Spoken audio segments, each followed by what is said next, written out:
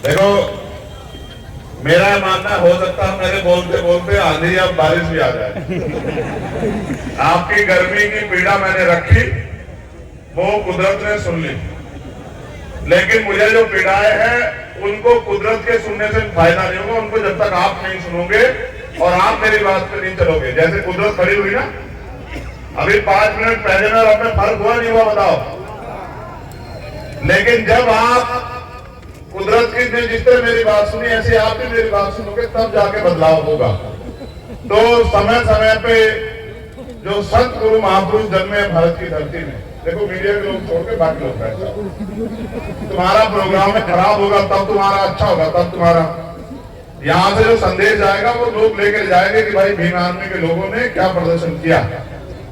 यहाँ हमारी छोटी बहन भी बैठी है, मिशनरी गायिका निशा बोध, उसके लिए भी मंगल कामना उनकी पूरी टीम के लिए कि वो ऐसे आगे बढ़ते रहे। अक्सर उसकी शिकायत रहती है कि हमारे लोग उसको बुला तो लेते हैं मगर पैसे पूरे नहीं देते। ऐसे कई मिशनरी सिंगर हैं जो इस बात की मुझसे मेरे पास शिकायत करते रहते हैं। मैं समझता हूँ इनका भी मन बहुत है पैसे देने का, लेकिन क्या करूं उनके हालात ही ऐसे। ये जो पैसा जुटाते हैं उसमें टेंट कर लेते हैं, साउंड कर लेते हैं, स्टेज लगा लेते हैं और थोड़े बहुत पानी वानी की व्यवस्था, सम्मान की व्यवस्था बाद में जेब देखते हैं, इधर निशा को देखते हैं, तो फिर निशा की तरफ देख के जेब की तरफ देखते हैं तो पैसे कम पड़ जाते। मैं कोशिश करूंगा कि समाज का सहयोग इनको इतना मिले कि इनकी जेब में इतने पैसे हों, ये मेरी बहन को और फालतू करके पैसे दे कि वो और ताकत से मिशन का काम करे। मेरी इसलिए उसको बहुत बहुत मंगल कामना है। पुनः मैं अपनी बात पे आता हूँ। समय समय पे जो संत गुरु महापुरुष भारत की धरती पे जन्मे, जिन्होंने अपने खून का एक एक कतरा, अपने जीवन के सारे सुख सुविधाएं हमारी वजह से बलिदान की कि इनके आने वाली पीढ़ी इस देश में स्वाभिमान, सम्मान और अधिकारों के साथ जी पाए। ऐसे महापुरुषों को नमन करते मुझे बड़ा गौरव फील हो रहा है कि उनके वंशज हैं। उनके साथ साथ आज धरती आबा भगवान बिरसा मुंडा जी की भी शहादत दिवस है। मैं इस मंच के माध्यम से भगवान बिरसा मुंडा जी को भी नमन करता हूं, लेकिन सम्मानित साथियों, ये बात भाई समाने की सिर्फ नमन करने से काम नहीं चलेगा। नमन के साथ साथ हमें उनके दिखाए रास्ते पे भी चलना पड़ेगा। हमें जो लोग मिशन की बात करते हैं, जो लोग मिशन की भावना की बात करते हैं, जो जिला पटका डाल के हमारे नौजवान साथी यहाँ मौजूद हैं, उन लोगों को गांव देहात में जाके अपनी जिम्मेदारी को अदा करना पड़ेगा। उनको खुद मिटा के खुद को इस आंदोलन में लगा के अपने समाज को अपने कंधों में बिठा के आगे बढ़ाना पड़ेगा, तब जाकर ये आंदोलन पुनः खड़ा होगा। मैं नमन करता हूं महात्मा बुद्ध को, मैं नमन करता हूं सदगुरु रविदास जी को, मैं नमन करता हूं भगवान वाल्मीकि जी को, गुरु नानक देव को, संत कबीर को। मैं नमन करता हूं राष्ट्रपिता ज्योतिबा फूले, छत्रपति साहू जी महाराज और बाबा साहब अम्बेडकर को। मैं नमन करता हूं महामना रामसूर वर्मा जी को, शहीद आजम भगत सिंह को, पेरियार रामास्वामी नायकर को, पैरालाल यादव को, बाबू जगदेव प्रसाद कुशवाहा को, जननायक कर्पूरी ठाकुर को। मैं नमन करता हूं गुर्जर सम्राट वीर घोष जी को। मैं नमन करता हूं कोतवाल धन सिंह गुर्जर को। मैं नमन करता हूं कुमाराम आर्य जी को, सर छोटू राम जी को, महाराज सिंह भारती जी को। और मैं नमन करता हूं माता जी वाल्मीकि जी को, विजय सिंह पथिक जी को और उन वीरांगनाओं को जिनमें मां अवंतिका बाई लोधी, मां झलकारी बाई कोरी और ऐसी वीरांगनाएं, मां फूलन देवी, मां रमाबाई, मां सावित्रीबाई फूले, जिन्होंने अपने बच्चों से भी ज्यादा हमें अपने बच्चे हमारे लिए। इस लाइट का तो इंतजाम हम कर लेंगे, लेकिन जो रोशनी हमारे घरों से भी जाने का, छीनने का प्रयास कर रहा है, उसके बारे में भी हमें सोचना है। तो ये जनरेटर से इंतजाम हो जाएगा, या मुझे आपने इतनी ताकत दी है कि मैं और जोर लगा के बोलूंगा तो मेरी आवाज आप तक आ जाएगी। ऐसा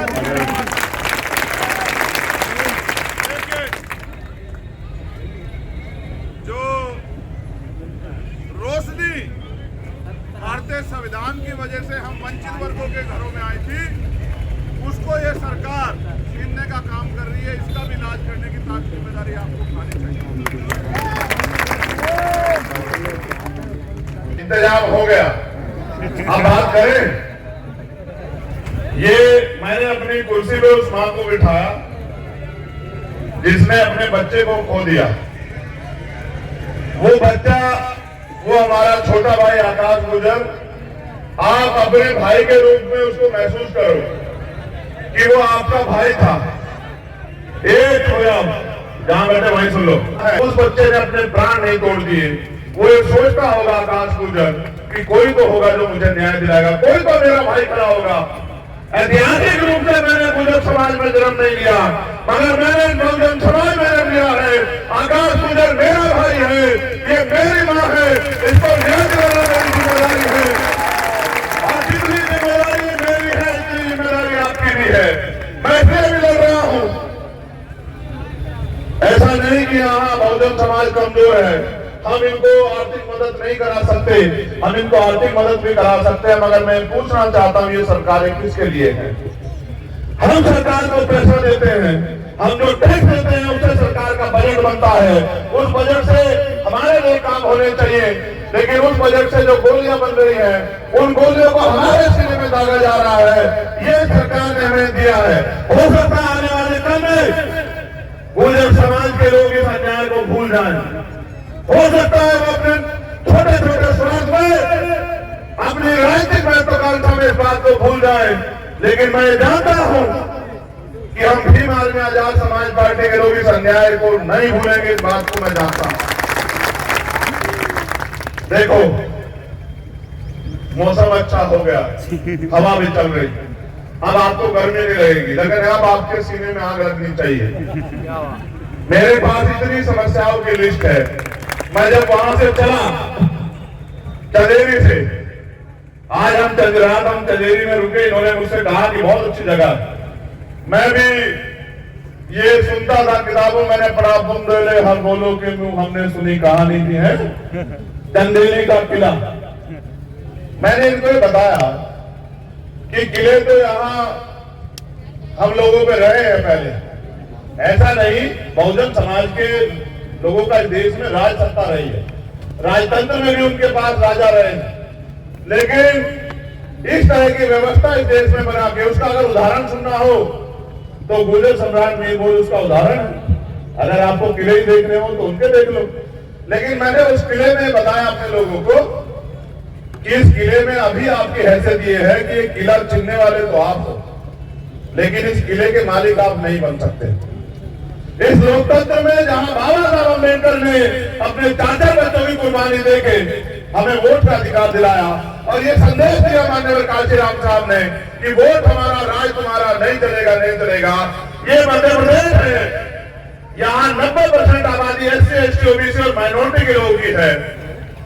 आप ये सोचो इस प्रदेश में हमारी राजनीतिक हैसियत क्या है, और हैसियत अगर जांचनी हो तो आकाश गुजर की मां की तरफ देखो, आपको पता लग जाएगा हमारे बहुजन समाज की हैसियत यहाँ क्या है। अगर हैसियत देखनी हो तो जब अभी पंचायत का चुनाव आया, आप उसमें जो OBC समाज को आरक्षण मिला उसमें देख लो। और अगर हैसियत देखनी हो तो 2 अप्रैल को जब आप अपने हक अधिकारों के लिए सड़कों पे आए थे, आपके खून से होली खेली सरकार ने। हैसियत देखनी हो तो आप अपनी हैसियत देख लो कि हजारों लोगों ने जेल काटी, हमने शहादतें सही और हमारे लोगों को NSA जैसी धाराओं में बंद किया गया। मैं खुद उस समय NSA में बंद था। अपराध मात्र एक था कि हम इस तानाशाही सरकार के भी झुकना नहीं चाहते थे और अपने लोगों के हक अधिकार की लड़ाई लड़ना चाहते थे। ये जून का महीना है, आज 9 तारीख है, 8 तारीख को मुझे बंद किया गया, तलहोरी में गिरफ्तार करके।